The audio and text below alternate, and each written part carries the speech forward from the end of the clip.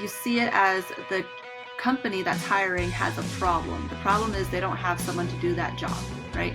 And if you approach it like you are there to solve their problem, what can you do to solve their problem? That's going to make it so much easier for them to understand, oh, yes, of course I should hire Daniel for this position, you know? And because they're just focusing on quantity, not quality, they struggle to get a good job. And when they eventually get one, doesn't necessarily mean it's one they're.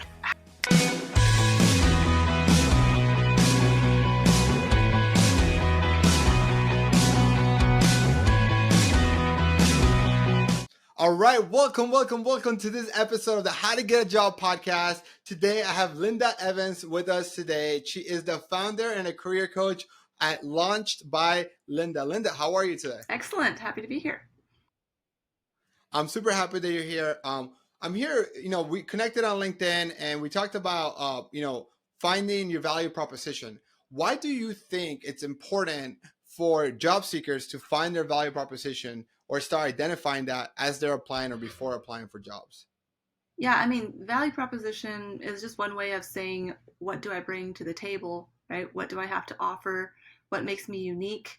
And I think it's important for them to know that because the employer is not going to do the work to find that. So they have to be ready to offer what they have to offer.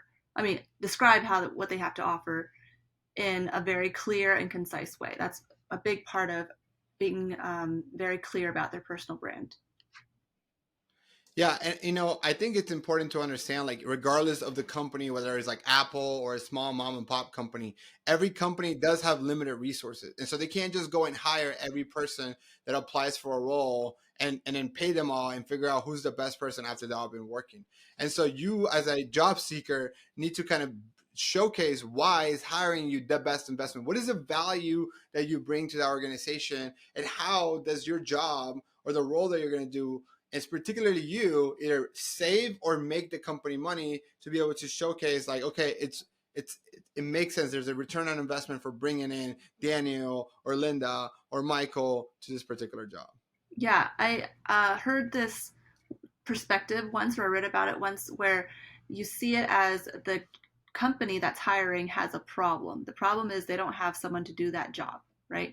And if you approach it like you are there to solve their problem, what can you do to solve their problem? That's going to make it so much easier for them to understand, oh, yes, of course I should hire Daniel for this position. You know, it makes it easier for them to make that connection and not have to think it's hard because they are going through tons and tons of applications and not all of them are good. So if you do the work for them and make it an easier decision, then you're much more likely to get hired. Yeah, and I would 100% agree with that. Even now, like, as a owner of a business who's like, we have, like, close to 20 employees now, it's like when we hire someone, like, I need to make sure that I understand how does this role going to help the organization grow. Like, yes, I want to create jobs, but I'm not a non-for-profit. Even non-for-profits still have a budget, right? Like, it's like, and so to clearly know, okay, how does this marketing associate going to help generate more leads? Or how does this client success or career coach going to help coach enough clients to get jobs so that we can continue the process? How is this, like, every role? How's this finance person going to help organize our books and finances so that we're not spending when we shouldn't spend? And so as long as you can bring in and understand that, it's really important. And I think one of the biggest mistakes that I am noticing, and I've noticed this, for the last 10 years as a career coach, is that a lot of the job seekers, when they're starting a job search, they have the good old pray and spray approach. Like, I'm going to apply to every single job that I meet the minimum qualifications without understanding why is that job open and how do I solve that problem. And because they're just focusing on quantity, not quality, they struggle to get a good job. And when they eventually get one, doesn't necessarily mean it's one they're happy about. Have you Exactly. found similar things, or what do you see? Yeah, I absolutely agree with that. I think the reason people do that, what did you call it? Pray and spray or spray and pray? Uh, Yeah. Spray and pray. I actually said it backwards. I'm yeah, dyslexic. it's okay. It just means that they try to go for as many applications as they can, right? Because the reason they do that, I think, is because every time they hit apply, they feel this rush of dopamine, or just like, oh, I did it. Like I was productive Yep. today. I am one step closer to getting a job. But really, that is like one of the least effective ways to get a job. And I always teach quality over quantity, like spend more time on fewer employers, on fewer jobs, do more research, really put your most energy in networking, because that is the most effective way to get the job you want, like you said, not just any job. Because all of us can get some kind of job, but that doesn't mean that we would be happy there. We would want to stay there for a while. We would make enough money or contribute the way we want. So if you do it like the harder, longer, but more effective way, you'll be more satisfied in the end. But most people don't want to hear that. I don't. If they're Yeah, and I don't know. I don't even know that it would be the longer way either, right? Like I know it feels the longer, but I don't know that it is the longer way because what's happening is like you're right. I think that there's a level of hey, I'm unemployed. I'm looking for a job, and you care so much about what people think about us, right? So then when either your spouse or your girlfriend or your boyfriend or your friends or your parents come to you and like, hey, how's it going? How's your job search going? And you're like, you know what? I'm doing everything I can. I applied to 100 companies this week, but it's just the market, everything's against me. The world is against me. And and there's a level of saying like, I applied to so many places that I did what I could, exactly, yeah, right? And because, it's a false sense of but I think accomplishment. you're right, a false sense of accomplishment. I am with you, and I don't know that there is a career coach that I've spoken to because I speak to so many for this podcast that will say, "Hey, quality is better than quantity." Like, um, I don't think so. Like, I would agree with you. Is it quality over quantity? And I do think that when you have the quality right, and once you have understood what are the roles that you're going to be the best at, and you've done the research, sure, you need some quantity. I'm not in the other side of the camp that says, hey, apply to one job and that's all you're going to apply to, and you're just going to network with everyone in that company. I think that could also work, but putting all your eggs in one basket and realizing that, hey, that maybe that company just did a bunch of layoffs and a hiring freeze and things that are out of your control, that might be too risky. So I think it's about finding the happy medium of like a quality application, and then you can then add some quantity. But like when you're doing 100 a week, I just don't ever see that being a good scenario. And I think that's where like I want us to talk about this a little bit on saying like, how do you know how to apply to our job? How do you know what job, like in your professional experience, what are the best ways that a job seeker can identify what are their strengths and their weaknesses, or what are the best types of jobs they should be applying to that then would allow them to create those win-win scenarios where the company's super hiring for finding someone that solves a problem, but that they also have a job that they enjoy going into and they love their Mondays. Oh, I love that. Yeah, love their Mondays, right? That's when you know that you're in the right place for you, when you feel energetic and motivated to get to work. And that's sadly not as common as career coaches would like. But I think having that match of this is what I know I'm good at, and this is what the company needs, and like making that match, it really starts with you knowing yourself and knowing what your natural talents are and what you're not gifted in, because that's just as important, right? And so I think like if you're into assessments, like I'm certified in the Clifton Strengths Assessment, which gives you your top 5 natural talents and ways to develop that. But there are other assessments, and I think if you're not into assessments, you can just think back on times when you've gotten positive feedback from somebody who supervises you, or a mentor, or even a parent, teacher, friends. Like, what have people told you that you're good at? Like, are you really good at organizing parties? Are you organizing people? Are you really good at the details Mm. in numbers? Are you good at staying calm under stress? Like what is it that people notice that you contribute, what you bring to the table? And you can ask people too. If you haven't gotten that in the past, you can just ask people. I ask people that every few years. I do a personal branding survey and ask people to describe me in 5 words. I'm actually in the middle of it right now, and then I see what kind of feedback I get. And then also knowing what the company needs, and that's where the research comes in, right? Like, go not just to their website, but also trying to get in touch with people in the company through LinkedIn and maybe personal connections, um, even reading articles about them, like using websites like Glassdoor, where previous employees have written reviews about their experiences, trying to understand what is the company trying to do, what's the culture, what's their mission, what's their product, and if it's a nonprofit, like what is their cause and how are they trying to fight for that cause. and understanding what the role that you are looking at would do in that company. Or you can like, so you can do it from many different angles, right? You can look at it and be like, oh, I want to solve this problem. I want to help solve climate change. What are my natural skills and talents that could fit into that? Like, am I really good at public speaking? Or am I better at numbers behind the scenes? Like, what could I do to solve that cause? Or you could just figure out like, I know I really like I don't know, accounting, for example, and it doesn't really matter what company. So I'm just not going to find like the best accounting job I can get, you know? So it depends on your different approach. Yeah, no. And one thing you were saying about like, hey, like if you don't like assessments, I would say even if you don't like assessments, I still think there's a value and a benefit for doing assessments. And if you're a college student listening to this, a lot of times your university has licenses to take those assessments for free or even at a cheaper cost. And if you're not a college student, there actually are assessments, and I would even say it's worth the investment in a really good assessment. And so I do think that you should do your research on the different assessments. And Linda, I know that you are certified in some and that are some of the best. I would love to talk about it because I know you can get a lot of free assessments online. I just would just say like be careful with that too, because that could also give you information that's not accurate and that can lead you to the wrong path. But I think it's important to invest in those assessments because for me, paying $150, and I don't know how much they cost. Maybe you can tell us more. But I think the last time I took one, it was like the Kobe A assessment, and I think we were talking about this that I also took the Strength Finder maybe like 7 years ago.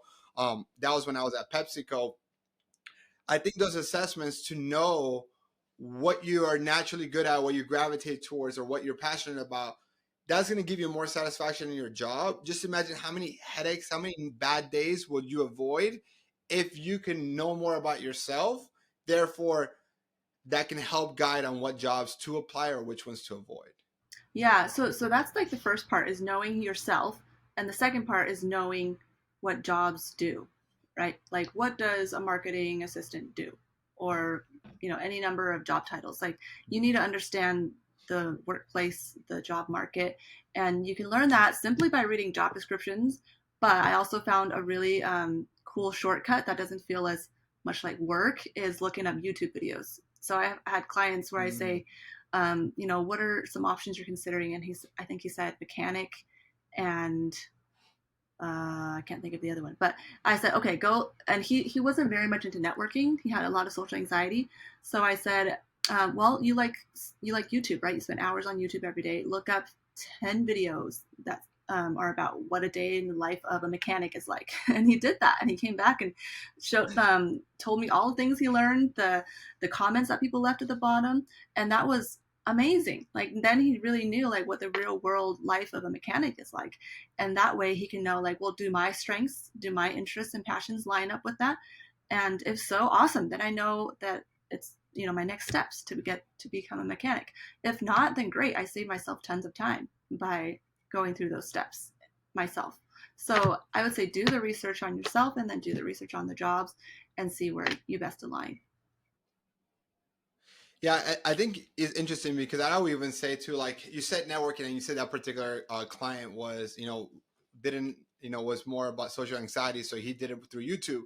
But if you don't have that social anxiety, I think there is a benefit of you networking with individuals who have potential the job that you want and learning from them. Because not only will you learn what the day looks like and what their experiences are as well, but also what you're going to find is that people love to talk about themselves and will love to share their values in you. So they'll try to convince you on why being a mechanic or being a marketing associate is a good idea. And then they're going to try to help you get that job as a marketing associate or the mechanic or things If like they like that. So their like job. if your network, yeah, if they like their job, Yeah. but if they don't, talk to like three or four. But if you see 4 or 5 people not liking their job and they all don't know each other, there's a trend. Maybe you do should stay away from that job. But if you but if you do see they like their job, they're going to try to tell you why this is the best job in the world. This is why you should follow this career path. And that's where then you say, hey, if you do like it, then that person can then refer you and get you in, help you get to the interview, and ultimately facilitate you ultimately getting that job. Yeah, that would be the best case scenario, right? If you meet a stranger and they're like, "Yeah, you should definitely do my job. That's how you get it."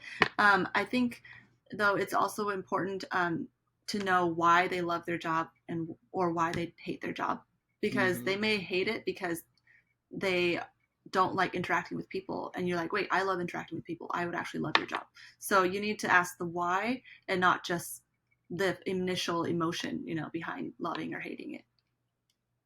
Yeah, that's an amazing point of like truly understanding, because the reason why someone doesn't like it might be the reason you love it, and that's awesome. Like it's yes. So going deeper and asking follow up questions is definitely the key. Um, Linda, tell us more about what you do, and if people want to learn more about you, how can they find you, and what are some of the services that you provide? Yeah, so I do a combination of counseling, coaching, and consulting for anything career related, really from the beginning stages of career exploration, which is like, I have no idea what I want to do, help me figure it out, to, okay, I know what I want to do, I just need help getting a job, to, I've done this for years, I hate it, I want to change completely, how do I change my career, to, I pretty much like my job, I just don't like my boss, or like I have this like stressful area I don't know how to deal with. So like any stage of a person's career, I love helping with. Especially I love helping with interview prep. I think that's really fun. How to talk about yourself, how to brand yourself in a verbal way. So I have a master's in counseling, which is dealing with emotions and a lot of understanding your background and how that influences you today. So when people have emotional barriers, we talk about that. We like pause the coaching part and focus on the emotional like untangling, but the coaching part is really what I mostly do, which is helping people set goals and figure out the action plan and how to reach those goals and helping them hold themselves accountable, like set very specific timelines and numbers so we can check back on those. And if they don't follow up, if they don't achieve those goals, then like what are the barriers? And then consulting is just like if they don't know what to do, I teach them. Like if they don't know how to create LinkedIn, I teach them. If they don't know how to apply for something, I teach them. But coaching is really about looking within the client. Like I, as a coach, believe that the client has all the answers within themselves. Like I'm not here to tell them what to do. Right.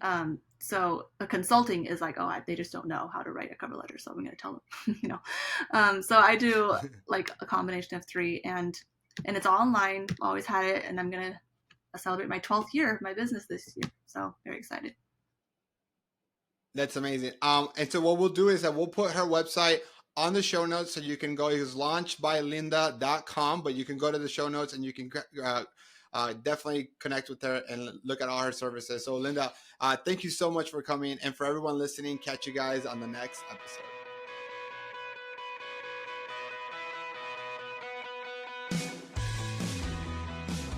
Hey, this rant, I want to talk and focus more about clarity. In this past conversation we talked with Linda, we talked about clarity, and it's so important to understand what is your North Star. What is it that you want to do with your career? And one of the best things I want you to start thinking about is, okay, it's not about your next job. It's not just about the job that you need to get tomorrow to pay your bills, and that's all important too. But how does that job help you gain the experience needed to get to your long-term goals? And I want you to start thinking more long-term. The longer term you can think, the better off you're going to be able to, align yourself to that. Because what you don't realize is that the changes that you make now, even if it's a little change, massively create a difference over time.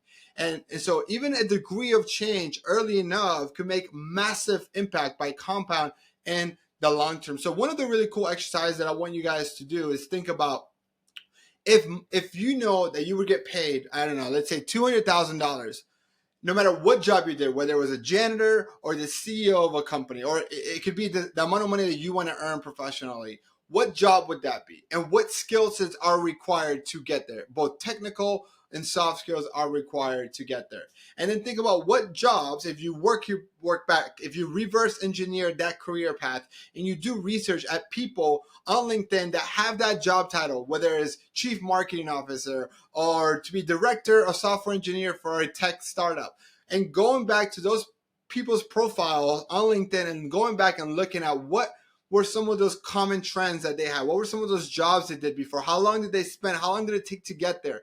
Because if you can understand and create a North Star, it's going to help you create a more smoother path. Not that it's going to be perfect. There's no such thing as a straight line, right? You're going to go on ups and downs in your career, like anything else in your life, but at least you'll get a little bit more clarity and understand what that's going for. And I want you to surround yourself with those people. If you hang out with enough people that have your dream job, both the short term and long term dream job, you're going to realize that you will eventually get there, because success leaves clues. And the best way to reach any goal is to learn from someone who's done it. And just to finish this rant off, I want you guys to also invest in understanding yourself, right? Take those assessments, take the strength finders, take the Kobe A assessment. I was talking to Linda, but this is my 5 strength finders, right? Competition, activator, futuristic, focus, and ideation.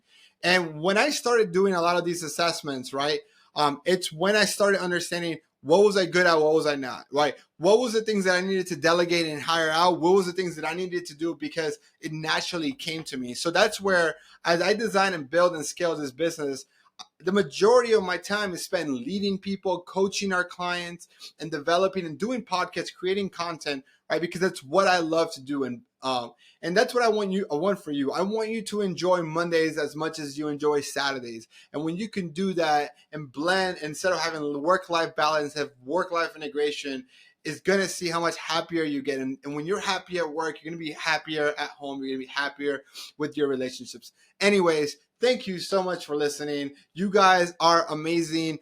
We can't do this podcast without you. So if you find value in this, make sure you like and subscribe and share it with a friend. Also, if you're a job seeker, particularly if you're an international student and you're looking for a job and you want someone in your corner to help you, hit the link below and learn to work with us. Also, if you're looking for some clarity and you want more help on the clarity side, I would definitely recommend you guys connect with Linda. Go to her website and check out what she does. She's definitely really good at what she does. So again, thank you so much, and I'll catch you guys on the next episode. See ya.